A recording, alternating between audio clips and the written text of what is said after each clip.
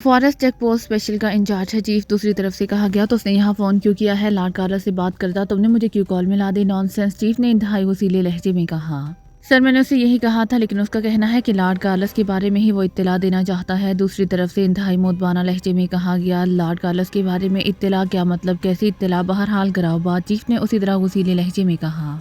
मॉर्गो chief की खिदमत में मॉर्गो विलियम हाजिर है और अपनी जान नजराने के तौर पर पेश करता है। चंद लम्हों बाद दूसरी तरफ से इंतहाई अजसो अंकसार भरे लहजे में कहा गया, तो तुम मॉर्गो हो, गुड, बोलो क्या बात है, क्यों कॉल की है तुमने यहाँ। मॉर्गो चीफ ने कदरे फहराना लहजे में कहा। चीफ, लॉर्ड कार्लस और उसके तमाम साथियों को हलाक कर दिया गया है। दूसरी तरफ से कहा गया तो मॉर्गो चीफ बेइख्तियार उछल कर खड़ा हो गया। क्या क्या कह रहे हो, क्या मतलब, ये कैसे हो सकता है, ये नामुमकिन है, ऐसा हो ही नहीं सकता। नहीं नहीं, इट इज़ इम्पॉसिबल। मॉर्गो चीफ ने हलक के बाल चीखते हुए और हंसियानी लहजे में कहा। ऐसा ही हुआ है चीफ, मैं इस वक्त लॉर्ड कार्लस हेडक्वार्टर से ही बोल रहा हूँ। लॉर्ड कार्लस की लाश ये कुर्सी पर मौजूद है, उसे रस्सियों से बांधा गया है।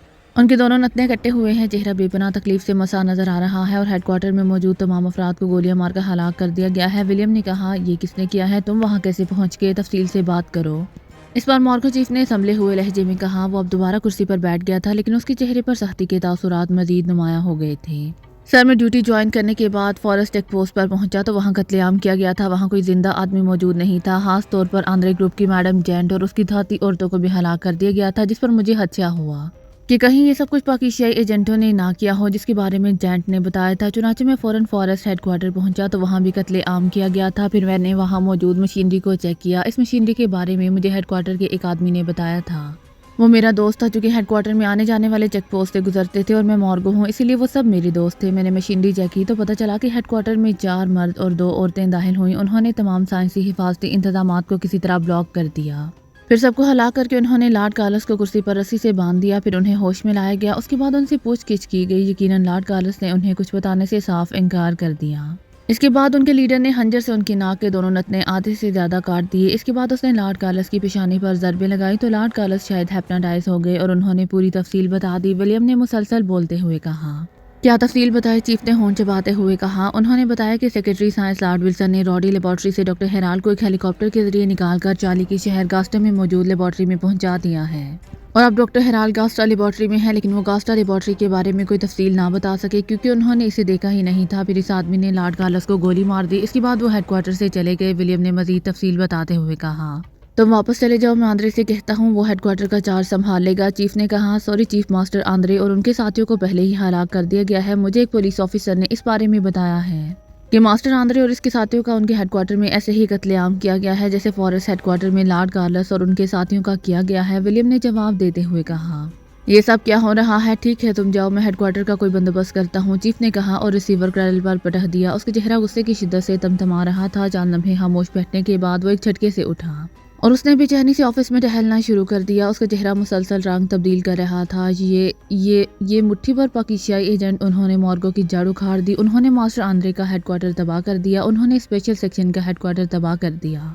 मॉर्गो जो पूरी दुनिया पर हुकूमत करना चाहती है, क्या इन मुट्ठी भर पाकिस्तानी एजेंटों के सामने बेबस हो जाएगी? क्या मॉर्गो इनका हाथपा नहीं कर सकती? मॉर्गो चीफ ने मुठियां बेचते हुए और ऊंची आवाज में बड़बड़ाते हुए कहा, अब इसके सिवा और कोई चारा नहीं रह गया कि उनके खिलाफ मॉर्गो स्टार्स को लाया जाए, वही इनका हाथमा कर सकते हैं। मॉर्गो चीफ ने कहा और इसके साथ ही वो इस अंदाज में दोबारा कुर्सी पर बैठ गया जैसे आखिरी नतीजे पर पहुंच गया हो।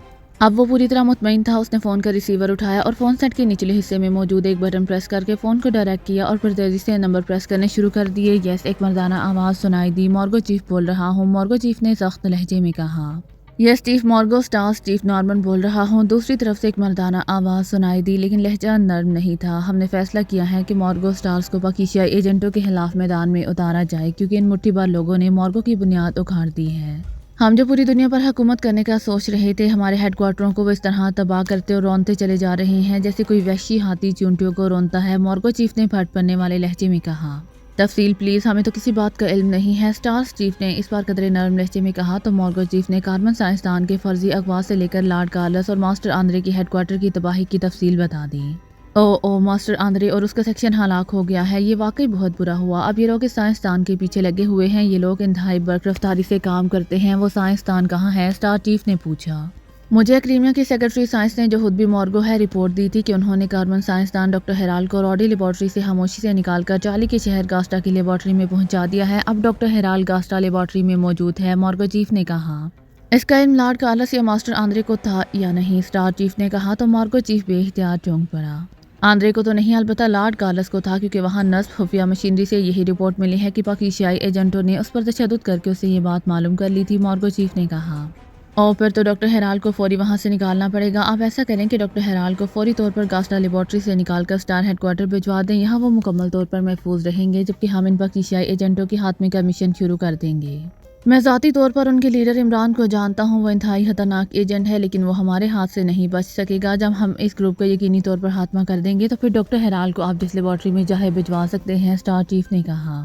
ٹھیک ہے، یہ اچھی تجویز ہے۔ وہ فارمولا ریورس سرکل جس پر ڈاکٹر ہیرال کام کر رہا ہے وہ ہم یہودیوں کے لیے بے حد اہم ہے، ہم نے اسے ہر صورت میں مکمل کرانا ہے، مارگو چیف نے کہا۔ یس چیف، ایسا ہی ہوگا، اسٹار چیف نے کہا۔ ڈاکٹر ہیرال کو اسٹار ہیڈ کوارٹر کون لے جائے گا؟ باہر کی دنیا کا کوئی آدمی تو اسٹار ہیڈ کوارٹر کے بارے میں نہیں جانتا، مارگو چیف نے کہا۔ آپ ڈاکٹر ہیرال کو کینیڈا کے مشہور شہر پرنس جارج کے ہوٹل گرین ویلی پہنچا دیں، وہ وہاں کوئی بھی کمرہ لے کر رہائش رکھ لیں، البتہ اپنا نام ڈاکٹر ہیرال آف کارمن درج کرائیں، ہم انہیں وہاں سے لے لیں گے، اسٹار چیف نے کہا۔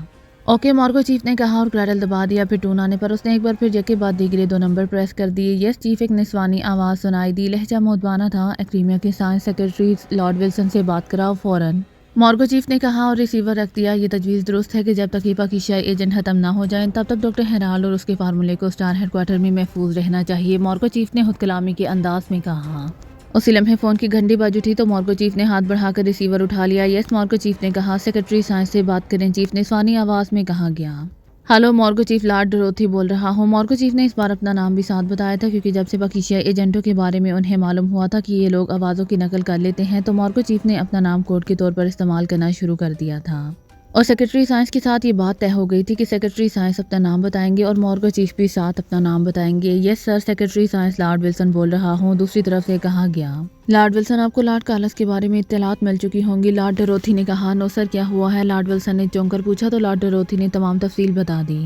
اور پھر تو یہ خطرناک ایجنٹ سٹاگا پہنچ جائیں گے، ویری بیڈ، لارڈ ولسن نے انتہائی تشویش بھرے لہجے میں کہا۔ اس کا بندوبست میں نے کر لیا ہے، لارڈ ہاردی نے کہا۔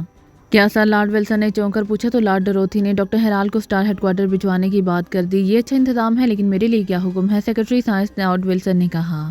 آپ نے فوری طور پر ڈاکٹر ہیرال کو کسی انتہائی ذمہ دار آدمی کے ساتھ گاسٹا سے کینیڈا کے مشہور شہر پرنس جارج بھجوانا ہے، وہاں ایک ہوٹل ہے گرین ویلی، وہاں ڈاکٹر ہیرال نے اپنے نام کے ساتھ کارمن لگا کر رہائش رکھنی ہے، وہاں سے اسٹار چیف اسے اپنے ہیڈ کوارٹر منگوا لے گا، لیکن یہ کام فوری ہونا ہے، ایسا نہ ہو کہ ہم سوچتے رہ جائیں اور یہ پاکستانی ایجنٹ ڈاکٹر ہیرال کے سر پر پہنچ جائے۔ اور ہاں، یہ بات نوٹ کر لیں کہ یہ ریورس سرکل فارمولا بھی ڈاکٹر ہیرال کے ساتھ ہونا چاہیے، لارڈ ڈروتھی نے کہا۔ لیبارٹری انچارج ڈاکٹر ولیم بے حد ذمہ دار آدمی ہے، میں بھی انہیں فون پر احکامات دے دیتا ہوں، لیکن چارلی اور کینیڈا میں تو بہت طویل فاصلہ ہے، وہاں تک پہنچنے کے لیے تو راستے میں کئی فلائٹس تبدیل کرنا پڑیں گی، اور بہت جلدی بھی کی جائے تب بھی 5 دن تو لگ ہی جائیں گے، سیکرٹری سائنس لارڈ ولسن نے کہا۔ اب ڈاکٹر ولیم کو کہہ دیں وہ جیٹ جہاز چارٹر کرا کر کینیڈا پہنچیں، تمام اخراجات مارگو ادا کرے گی، لارڈ ڈروتھی نے کہا۔ یہ سر، پھر ٹھیک ہے سر، دوسری طرف سے کہا گیا تو لارڈ ڈروتھی نے ریسیور رکھ دیا، اب اس کے چہرے پر اطمینان کے تاثرات ابھر آئے تھے۔ عمران کے ساتھی یورپی میک اپ میں چارلی کے شہر گاسٹا کے ایک ہوٹل میں رہائش پذیر تھے، انہیں یہاں آئے ہوئے آج دوسرا روز تھا، اور جب سے وہ آئے تھے اپنے اپنے کمروں میں ہی بند تھے، جبکہ عمران کا کمرہ مستقل بند تھا، اور وہ اپنی عادت کے مطابق تقریباً سارا دن باہر گزار کر جب آتا تھا تو کچھ بتانے کی بجائے بات کو اگلے روز تک ٹال دیتا تھا۔ اس وقت سارے ممبران صفدر کے کمرے میں موجود تھے اور عمران غائب تھا۔ آخر عمران کیا کرتا پھر رہا ہے؟ جولیا نے جھلائے ہوئے لہجے میں کہا۔ کہیں آوارہ گردی کرتا پھر رہا ہوگا، تنویر نے منہ بناتے ہوئے کہا، تو سب بے اختیار ہنس پڑے، اور ان کے ہنسنے پر تنویر خود بھی ہنس پڑا، کیونکہ اسے بھی سمجھ آ گئی تھی کہ اس نے جلاہٹ میں عمران کو آوارہ گرد قرار دے کر واقعی معنی خیز بات کی ہے۔ میرا خیال ہے کہ مشن کسی بھنور میں پھنس گیا ہے، کیپٹن شکیل نے کہا، تو سب بے اختیار چونک پڑے۔ بھنور؟ کیسا بھنور؟ صفدر نے چونک کر پوچھا، اور باقی سارے ساتھی بھی سوالیہ نظروں سے کیپٹن شکیل کی طرف دیکھنے لگے تھے۔ اگر مشن میں اب تک ہونے والے واقعات پر نظر ڈالی جائے تو عجیب سی تصویر سامنے آتی ہے۔ پہلے تو یہ معلوم نہیں ہو رہا تھا کہ ڈاکٹر ہیرال کو کہاں رکھا گیا ہے، پھر عمران صاحب کو حتمی اطلاع مل گئی کہ ڈاکٹر ہیرال کو ٹرانڈا میں دیکھا گیا ہے، چنانچہ ہم ٹرانڈا پہنچ گئے۔ وہاں آندرے کی سیکشن ہیڈ کوارٹر کے بعد ہم جنگل میں لارڈ کارلس کے ہیڈ کوارٹر پہنچ گئے۔ لارڈ کارلس سے معلومات ملی کہ ڈاکٹر ہیرال کو پہلے راڈی لیبارٹری میں بھیجا گیا تھا، لیکن پھر سیکرٹری سائنس نے اسے وہاں سے نکال کر یہاں چارلی کے شہر گاسٹا میں بھجوا دیا ہے۔ گاسٹا خاصا بڑا شہر ہے اور یقیناً لیبارٹری کہیں مضافات میں ہی خفیہ ہوگی، لیکن عمران صاحب کے لیے اسے تلاش کرنا مشکل نہیں ہے، وہ ایسے بے شمار طریقے اور راستے جانتے ہیں جن سے لیبارٹری کو ٹریس کیا جا سکتا ہے۔ اس کے باوجود 2 روز سے ہم یہاں موجود ہیں اور عمران صاحب غائب ہیں، تو اس سے میرا اندازہ ہے کہ ڈاکٹر ہیرال کو یہاں سے بھی کہیں اور شفٹ کر دیا گیا ہے، اسی لیے میں نے کہا ہے کہ مشن بھنور میں پھنس گیا ہے، باوجود شدید کوشش کی اور اس کا آخری سرا ہاتھ نہیں آ رہا، کیپٹن شکیل نے تفصیل سے تجزیہ کرتے ہوئے کہا۔ اگر اس سیکرٹری سائنس نے سب کچھ کیا ہے اور وہی سب کچھ کر رہا ہے تو اس کی گردن پر انگوٹھا رکھ کر اسے حتمی معلومات حاصل کی جا سکتی ہیں، تنویر نے منہ بناتے ہوئے کہا۔ عمران صاحب کا یہ اصول ہے کہ وہ اعلیٰ سرکاری افسروں کے خلاف کارروائی نہیں کرتے، کیونکہ اگر ایسا ہوا تو پاکیزہ کے اعلیٰ افسروں کے خلاف دوسرے ممالک کے ایجنٹ بھی کام کر سکتے ہیں، صفدر نے کہا۔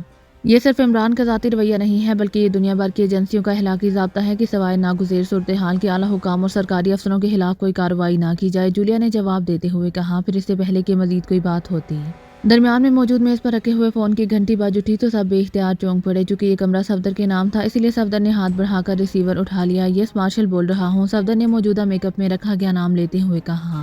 صرف مارشل کیا ہوتا ہے؟ یا تو یہ فیلڈ مارشل ہوتا ہے یا پھر مارشل لا بھی لگایا جاتا ہے۔ دوسری طرف سے عمران کی آواز سنائی دی تو صفدر بے اختیار اچھل پڑا۔ مسٹر مائیکل آپ کہاں سے فون کر رہے ہیں؟ صفدر نے عمران کا کوڈ نام لیتے ہوئے کہا تو اس کے سارے ساتھی بے اختیار چونک پڑے، چونکہ لاؤڈر کا بٹن پریس نہیں تھا، اس لیے دوسری طرف سے آنے والی آواز ان تک نہ پہنچ پا رہی تھی۔ اپنے کمرے کے فون سے بات کر رہا ہوں، میں نے پہلے ہوٹل والوں سے پوچھا کہ چنڈال چوکڑی کہاں موجود ہے تو انہوں نے تمہارے کمرے کا بتا دیا، عمران نے جواب دیتے ہوئے کہا۔ مسٹر مائیکل میں آپ کے الفاظ پر شدید احتجاج کرنے آپ کے کمرے میں بذات خود آ رہا ہوں، صفدر نے مسکراتے ہوئے کہا اور ریسیور رکھ کر اٹھ کھڑا ہوا۔ آئیے سب، عمران صاحب کی واپسی ہو گئی ہے، صفدر نے کہا۔ عمران کی نہیں ٹارزن کی واپسی کہو، تنویر نے کہا تو سب بے اختیار ہنس پڑے۔ تو ماہر کہاں غائب رہتے ہو اور کیا کرتے رہتے ہو؟ عمران کے کمرے میں پہنچ کر سب سے پہلے جولیا نے غصیلے لہجے میں کہا۔ میں یہ دیکھتا پھر رہا ہوں کہ ہم ایشیائی کتنے پسماندہ ہیں جبکہ مغربی دنیا کے لوگ کتنے ایڈوانس ہیں، لیکن یہ ساری دور کی باتیں تھیں۔ قریب جانے پر معلوم ہوا کہ یہاں بھی وہی مسائل ہیں جو ایشیا میں ہیں، عمران نے بڑے سنجیدے لہجے میں جواب دیا۔ تو سب کے چہروں پر حیرت کے تاثرات ابھر آئے۔ ان سب کے چہروں پر ابھر آنے والے تاثرات بتا رہے تھے کہ انہیں عمران کی بات پوری طرح سمجھ نہیں آ سکی۔ آپ کیا کر رہے ہیں عمران صاحب؟ صفدر نے کہا۔ ایشیا میں شادیاں کرانا ایک کاروبار بن چکا ہے اور ہر گلی میں میرج بیورو کھل گئے ہیں جو شادیاں کراتے ہیں، لیکن یہاں میں نے ایک بورڈ پر پڑھا تو مجھے یہاں کی ترقی نے بہت متاثر کیا۔ یہاں بورڈ پر موجود تھا لکھا ہوا کپل میکرز، یعنی جوڑے بنانے والا۔ اب تم خود سوچو کہ ہمارے ہاں تو یہ نظریہ عام ہے کہ جوڑے آسمانوں پر بنتے ہیں، لیکن یہاں جوڑے بنانا باقاعدہ کاروبار بن چکا ہے نا ترقی؟ میں نے سوچا کہ چلو اپنا جوڑا بنانے کے لیے ان کی خدمات حاصل کروں، چنانچہ میں نے ان سے درخواست کی کہ میرا جوڑا بنایا جائے۔ انہوں نے میرا انٹرویو لینا شروع کر دیا اور مجھ سے سوالات پوچھ کر کمپیوٹر میں فیڈ کرنے شروع کر دیے۔ عمران کی زبان میرٹ کی کینچی سے بھی زیادہ تیز رفتاری سے چل رہی تھی۔ کیسا انٹرویو تھا عمران صاحب؟ صفدر نے پوچھا۔ مثلاً آپ کیا پسند کرتے ہیں؟ آپ اپنے جوڑے کے لیے کیسا رنگ، کیسا لباس پسند کرتے ہیں؟ اس طرح کے بے شمار سوالات تھے۔ میں ان سب سوالوں کے جواب تو دے دیے تو آخر میں انہوں نے مجھ سے پوچھا کہ آپ کو اپنے جوڑے کے لیے کوئی خاتون پسند ہے؟ تو میں نے فوراً جولیا کا نام لے دیا تو انہوں نے جولیا کے بارے میں پوچھنا شروع کر دیا اور جو جواب میں دیتا رہا وہ کمپیوٹر میں فیڈ کرتے رہے۔ آخر میں انہوں نے ایک بٹن دبایا اور کمپیوٹر میں فیڈ شدہ ساری معلومات ایک دوسرے ضم میں نتیجہ ہو کر نکل آیا اور ممکنہ جوڑے کا نام جولیا لکھا ہوا اسکرین پر نظر آنے لگا۔ میں نے انہیں کہا کہ اصل مسئلہ تنویر ہے، وہ حل کرو۔ انہوں نے تنویر کے بارے میں پوچھنا شروع کر دیا تو میں یہ کہہ کر وہاں سے آ گیا کہ اتنے سارے سوالات کے جواب میں اکیلا تو نہیں دے سکتا، تنویر کو ساتھ لے کر آؤں گا۔ عمران نے مسلسل بولتے ہوئے کہا۔ ہم یہاں تمہاری بکواس سننے کے لیے نہیں آئے، یہ بتاؤ کہ مشن کا کیا ہوا؟ جولیا نے آنکھیں نکالتے ہوئے کہا۔ ہونا کیا ہے؟ تم ہوٹل کے کمروں میں بیٹھے گپ شپ لگا رہے ہو اور میں آسمانوں کی بجائے زمین پر جوڑے بنواتا پھر رہا ہوں، عمران نے منہ بناتے ہوئے کہا تو جولیا کے چہرے پر غصے کے تاثرات ابھر آئے۔ عمران صاحب وہ لیبارٹری جہاں ڈاکٹر ہلال کو پہنچایا گیا ہے اس بارے میں کچھ معلوم ہوا؟ جولیا کے بولنے سے پہلے کیپٹن شکیل نے سنجیدہ لہجے میں جواب دیا تو جواب دینے کے لیے جولیا نے اپنا کھلتا ہوا منہ دوبارہ بند کر لیا۔ معاملات بھی حد پیچیدہ ہو گئے ہیں، لگتا ہے کہ ہمارے ساتھ باقاعدہ کھیل کھیلا جا رہا ہے، عمران نے بھی سنجیدہ لہجے میں کہا۔ کیا ہوا ہے عمران صاحب؟ پلیز کھل کر بتائیں، صفدر نے کہا۔ لیبارٹری کو ٹریس کرتے ہوئے ایک ایسا آدمی مل گیا جو نہ صرف لیبارٹری کے بارے میں جانتا تھا بلکہ لیبارٹری میں ہونے والے تمام واقعات کا بھی اسے بخوبی علم تھا۔ اس سے جو معلومات ملی ہیں انہوں نے مجھے چکرا کر رکھ دیا ہے۔ اس نے بتایا کہ کاربن سائنسدان کو یہاں لیبارٹری تک محدود کر دیا گیا تھا، جس پر ڈاکٹر ہرال نے ڈاکٹر ولیم لیبارٹری انچارج سے احتجاج کیا تو ڈاکٹر ولیم نے اسے بتایا کہ اسے اسی لیے لیبارٹری تک محدود رکھا گیا ہے کہ کہیں کاربن اور پاکیزیائی ایجنٹ اسے پہچان نہ لیں۔ اس پر ایک نیا طریقہ اختیار کیا گیا کہ یہاں کے ایک ماہر پلاسٹک سرجن سے باقاعدہ ڈاکٹر ہرال کی پلاسٹک سرجری کرائی گئی اور اس کے چہرے کے حد و حال مکمل طور پر تبدیل کر دیے گئے۔ اس کے بعد اچانک ڈاکٹر ولیم کو مارگو کے چیف، جسے مارگو چیف کہا جاتا ہے، نے حکم دیا کہ ڈاکٹر ہرال کو اپنے ساتھ چارٹر طیارے کے ذریعے کینیڈا کے شہر پرنس جارج پہنچا دیا جائے اور ڈاکٹر ہرال کو وہاں کے ہوٹل گرین ویلی میں کمرہ دلوا کر ڈاکٹر ولیم واپس آ جائیں۔ چنانچہ کل ڈاکٹر ولیم ڈاکٹر ہرال کو چارٹر طیارے کے ذریعے لے کر کینیڈا چلے گئے ہیں اور ابھی تک ان کی واپسی نہیں ہوئی، عمران نے تفصیل بتاتے ہوئے کہا۔ اس کا مطلب ہے کہ انہیں معلوم ہو گیا ہے کہ لارڈ کارلس نے ہم نے یہاں کے بارے میں معلومات حاصل کی ہیں، جولیا نے کہا۔ ہاں، اسی لیے وہ ڈاکٹر ہرال کو مسلسل ادھر سے ادھر اور ادھر سے ادھر بھگاتے رہتے ہیں جیسے جیسے ہم آگے بڑھتے ہیں۔ پہلے ڈاکٹر ہرال کو ٹورانڈو لے جایا گیا، وہاں سے اسے راڈی بیچ دیا گیا، پھر راڈی سے نکال کر یہاں گاسٹا پہنچا دیا گیا اور اب گاسٹا سے پرنس جارج، عمران نے جواب دیتے ہوئے کہا۔ کیا یہ اطلاع مصدقہ ہے عمران صاحب؟ یہ بھی تو ہو سکتا ہے کہ ہمیں باقاعدہ ڈاج دیا جا رہا ہو۔ صفدر نے کہا ہاں ایسا ہو سکتا ہے، اسی لیے میں نے اس آدمی سے براہ راست ملنے اور اسے معلومات حاصل کرنے کی بات کی ہے، وہ یہاں کسی بھی وقت آ سکتا ہے۔ عمران نے کہا یہ آدمی کون ہے عمران صاحب اور اسے یہ ساری معلومات کیسے مل گئی ہیں؟ کیپٹن شکیل نے کہا گاسٹا لیبارٹری کا انچارج ڈاکٹر ولیم ہے اور یہ آدمی جس کا نام سمتھ ہے ڈاکٹر ولیم کا آفس اسسٹنٹ بھی ہے اور اس کی تمام خفیہ سرگرمیوں کا رازدار بھی ہے۔ عمران نے جواب دیتے ہوئے کہا ایسا آدمی تو واقعی ایسی معلومات حاصل کر سکتا ہے، لیکن آپ کی ملاقات اس سے کیسے ہو گئی؟ صفدر نے کہا یہاں ایک کلب ہے جس کا نام راڈ اینڈ راڈ کلب ہے، اس کے مالک اور جنرل مینیجر ایک باجانی ہے، وہ طویل عرصے سے یہاں رہ رہا ہے۔ اس کے بارے میں مجھے بتایا گیا تھا کہ وہ اس سارے علاقے کے بارے میں تمام تر تفصیلی معلومات رکھتا ہے، تو میں اس سے ملا اور پھر ایک لمبی بات چیت کے بعد ہمارے درمیان معاملہ طے ہو گیا اور بھاری رقم کے عوض اس نے مجھے لیبارٹری کا محل وقوع بتا دیا اور اس کے انچارج ڈاکٹر ولیم کے بارے میں بھی بتا دیا۔ میں نے اسے کہا کہ وہ کسی بھی طرح یہ معلوم کر دے کہ کیا ڈاکٹر ہیرال اس لیبارٹری میں موجود ہے تو یا نہیں، تو اس نے فون پر سمتھ سے بات کی۔